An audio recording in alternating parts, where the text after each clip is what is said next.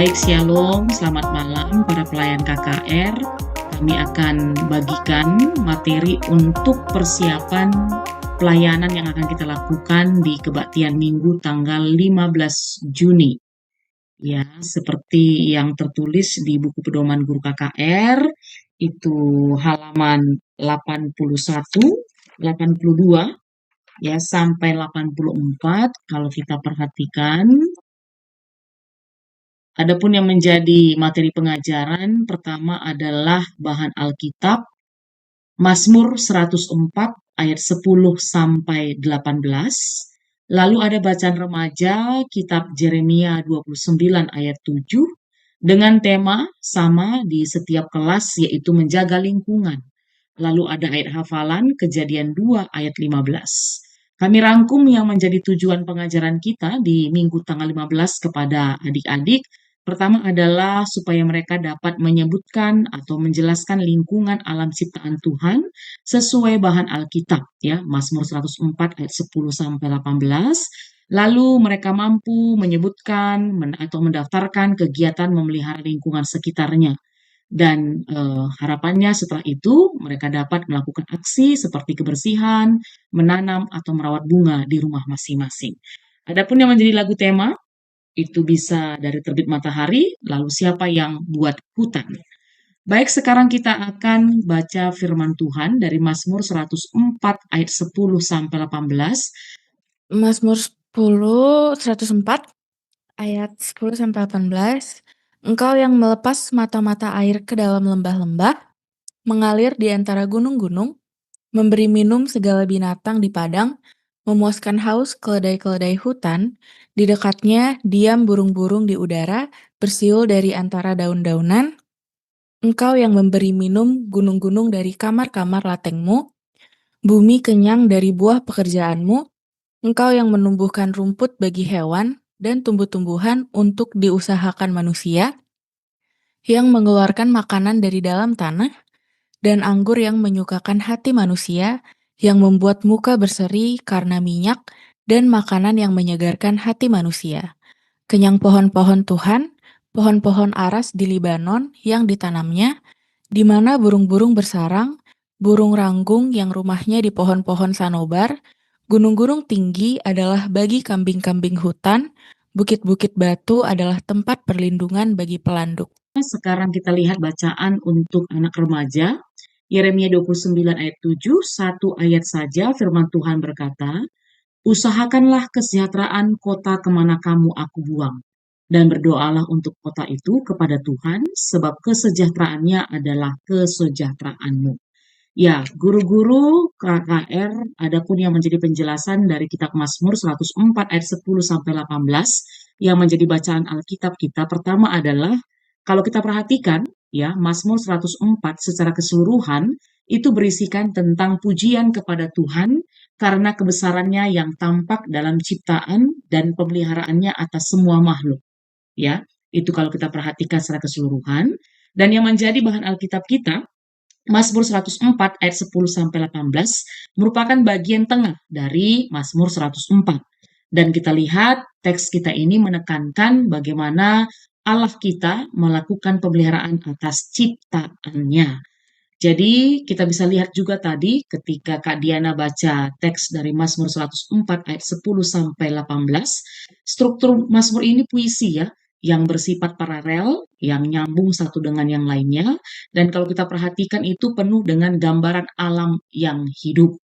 Dan adapun yang menjadi tema utamanya dari teks kita ini adalah bahwa Allah bukan hanya mencipta, tapi kita juga bisa melihat dari teks kita bagaimana Allah itu memelihara, bahkan menyediakan dengan detail segala kebutuhan setiap makhluk ciptaannya. Kan gitu dia, ya.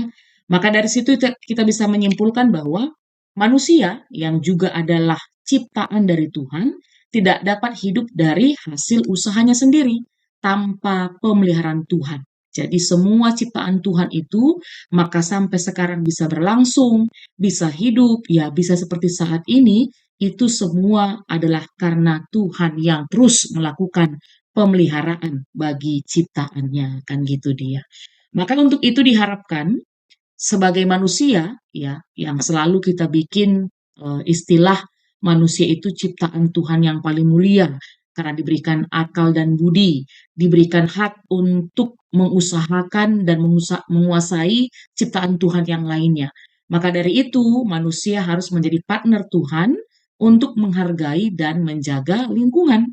Sebab seperti yang disampaikan oleh teks, dan kalau kita juga lihat dari kisah penciptaan di kitab Kejadian 1, ya bahwa setiap ciptaan Tuhan itu adalah bagian dari rencana Tuhan.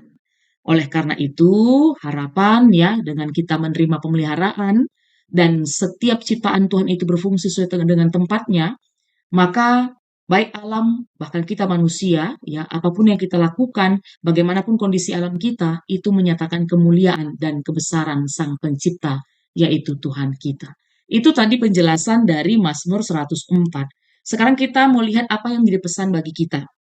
Ya, kepada guru-guru KKR, bahwa kita, setiap manusia, baik kami, guru-guru KKR, siapapun kita, ya adik-adik kita, itu dipanggil untuk tidak merusak ekosistem ataupun ciptaan Tuhan yang sudah tertata dengan baik itu. Kenapa? Karena ternyata ciptaan Tuhan yang sudah tertata dengan baik ini merupakan sarana Tuhan untuk memberkati semua makhluk, ya. Bagaimana kita lihat ada ekosistem, satu makhluk tergantung dengan makhluk yang lain, kan begitu. Termasuk kita manusia juga tergantung dengan alam, dengan ciptaan Tuhan yang lainnya. Bisa kita lihat bagaimana ketika terjadi perubahan iklim dan eksploitasi alam itu mencerminkan ketidaktaatan manusia dan dampaknya juga ya kepada kita manusia kan gitu ya.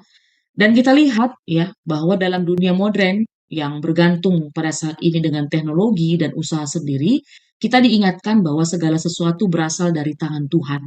Oleh karena itu, jangan menyombongkan diri, merasa menjadi ciptaan yang paling lebih hebat dari yang lainnya, karena kita tahu bahwa semua kita ciptaan Tuhan itu berasal dari Sang Pencipta, yaitu Tuhan kita.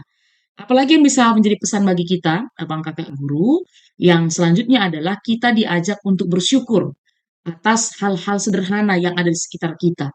Baik air, makanan, rumah, udara yang segar, bahkan suara burung sekalipun. Ya, jadi gimana dengan para pelayan KKR, guru-guru KKR? Apakah pernah ketika bangun di pagi hari, ya mengucap syukur ketika masih berada di rumah yang kita tinggali atau tempat kos, ya, atau mendengar suara burung pada saat itu kita mengucap syukur karena masih mendengarkan suara-suara burung, yang menghirup udara yang segar, lalu mungkin saja kita mendengar air percikan di kamar mandi, kita mengucap syukur atas itu, kan begitu. Jadi perlu sekali kepada kita semuanya untuk diajak bersyukur atas hal-hal sederhana sekalipun yang ada di sekitar kita, alam di sekitar kita, karena kita percaya itu merupakan seperti yang firman Tuhan tadi di awal katakan, satu ekosistem yang Tuhan buat untuk memenuhi kebutuhan makhluk-makhluk yang lain, termasuk kita manusia. Nah, oleh karena itu, sebagaimana Tuhan memelihara ciptaan, ya, Dia juga memelihara kita secara rohani, memberi air hidup, makanan rohani, tempat perlindungan, dan sukacita sejati. Jadi tidak hanya sebatas ciptaan ini, tapi juga secara rohani kita, Tuhan juga memelihara kita.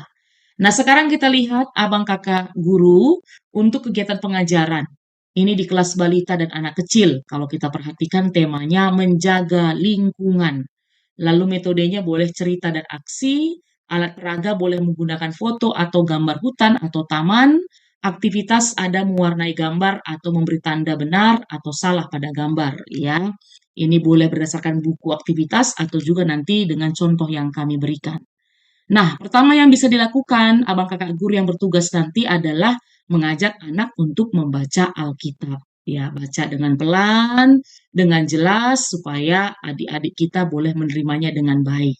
Setelah itu, abang kakak guru, ya, sediakan alat peraga sebelumnya, seperti yang kami disampaikan tadi, boleh gambar hutan atau taman, ya.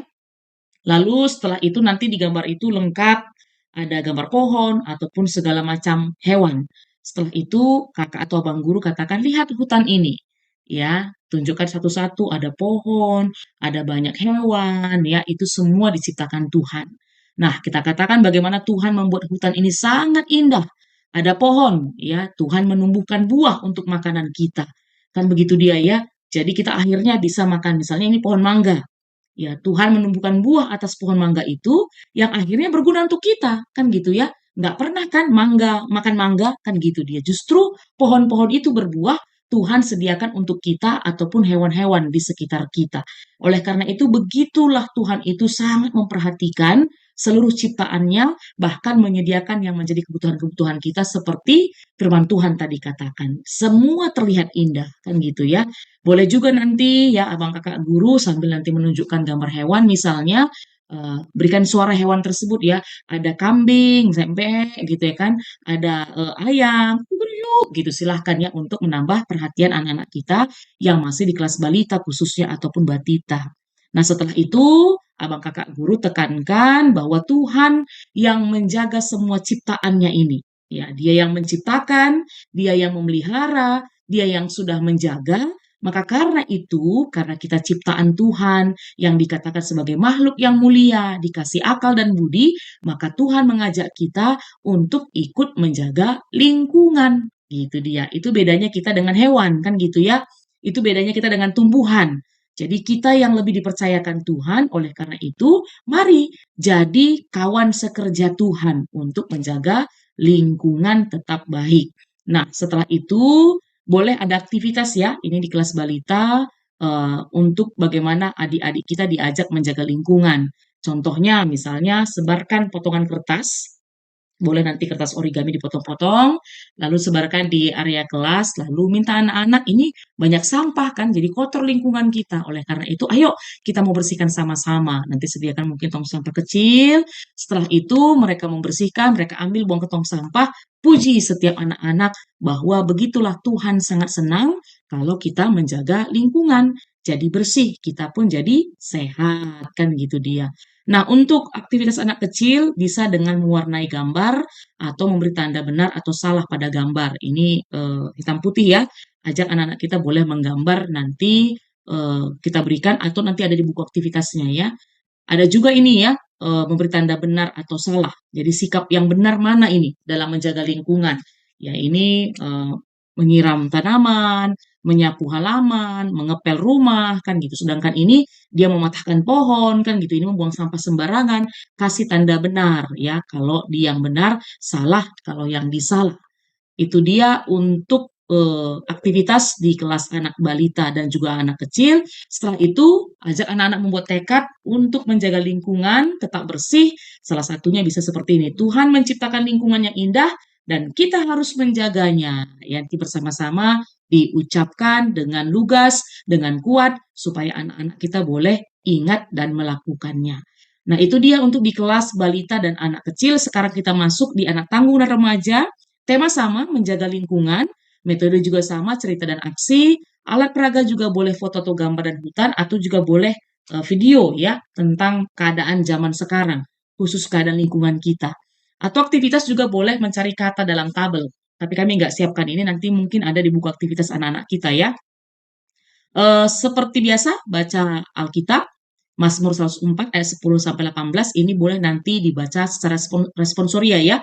Karena bentuk Mazmur nanti aja anak-anak kita boleh secara responsoria.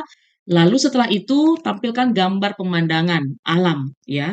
Seperti anak kecil tadi dan anak balita tadi, tapi bisa jadi pemandangannya lebih lengkap lagi ya.